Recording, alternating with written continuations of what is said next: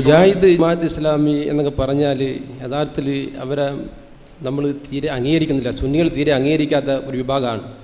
അതേ അവസരത്തിൽ AP വിഭാഗം എന്നത് സുന്നികൾ അല്ല എന്ന് നിങ്ങൾക്ക് അഭിപ്രായമുണ്ടോ? അവർ അഹ്ലു സുന്നത്ത് വൽ ജമാഅത്തിൻ്റെ ആശയമല്ല. അവർ മുജാഹിദ് പോലെ ജമാഅത്ത് പോലെ അല്ലെങ്കിൽ മറ്റ് ഖാദിയാനി പോലെ മറ്റൊരു വിഭാഗമാണ് എന്ന് നിങ്ങൾക്ക് അഭിപ്രായമുണ്ടോ? അത് പറഞ്ഞാൽ കൊള്ളാം. ഞാൻ ചോദിക്കട്ടെ, ഇപ്പോൾ ഇന്ത്യൻ നാഷണൽ കോൺഗ്രസ് അല്ലെങ്കിൽ BJP അതുപോലെയുള്ള CPM തുടങ്ങിയ രാഷ്ട്രീയ കക്ഷികളെ മുസ്ലിം ലീഗ് തീരെ അംഗീകരിക്കാത്ത പാർട്ടിയല്ലേ? ആണ്. അതൊക്കെ വേറെ ആശയപരമായി യാതൊരു യോജിപ്പില്ലാത്ത പാർട്ടിയാണ്. അതേസമയം ആ പാർട്ടികളെ മുസ്ലിം ലീഗ് നടത്തുന്ന ഒരു സെമിനാറിൽ പങ്കെടുക്കാൻ പ്രതിനിധികളെ ക്ഷണിക്കാറുണ്ട്. എന്നാൽ INL ക്ഷണിക്കുമോ മുസ്ലിം ലീഗ്? ചോദ്യത്തിന് INL ക്ഷണിക്കുമോ? ആ രാഷ്ട്രീയ സംഘടന നടത്തുന്ന പരിപാടികളിൽ CPMൻ്റെ അല്ലെങ്കിൽ കോൺഗ്രസിൻ്റെ അല്ലെങ്കിൽ BJPയുടെ പോലും പ്രതിനിധികളെ പങ്കെടുപ്പിക്കാറുണ്ട്. ചില സിമ്പോസിയങ്ങളും സെമിനാറിലും ചർച്ചയ്ക്ക് ക്ഷണിക്കാറുണ്ട്.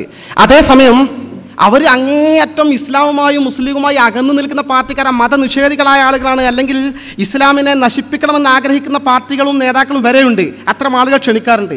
അതേസമയം തികച്ചും ഇസ്ലാമിൻ്റെ ഒറിജിനൽ ആളുകളായ നമ്മുടെ ചില മഹല്ലുകളെ കമ്മിറ്റി പ്രസിഡന്റ് സെക്രട്ടറിമാരായ ഒറിജിനൽ മുസ്ലിങ്ങളായ ആളുകളുള്ള INLൻ്റെ ആളുകളെ എന്തുകൊണ്ട് ഈ യോഗങ്ങളിൽ പങ്കെടുപ്പിക്കുന്നില്ല?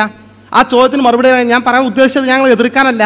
സ്വാഭാവികമായും മുസ്ലിം രാഷ്ട്രീയ ശക്തിയെ തകർക്കാൻ വേണ്ടി അകത്തുനിന്ന് പ്രവർത്തിക്കുന്ന ഇത്തരം പ്രതിലോമകാരികളെ, വിഘടിത ശക്തികളെ എന്തർത്ഥത്തിനും